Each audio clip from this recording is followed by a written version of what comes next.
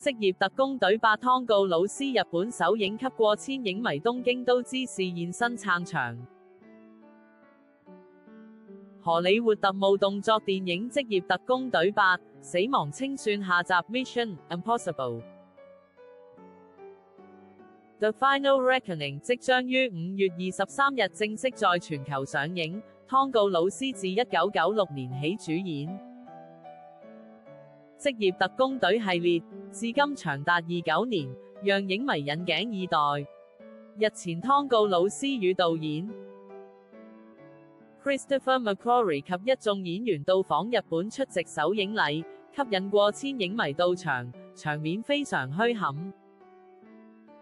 首映禮於東京都廳前舉行，大廈外牆變身巨型熒幕投影出電影片段，場面非常壯觀。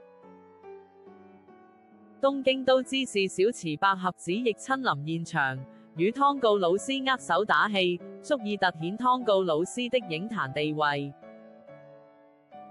湯告魯斯一向熱愛日本，今次出席首映會，他冒雨與影迷傾偈合照簽名，更逗留了3小時。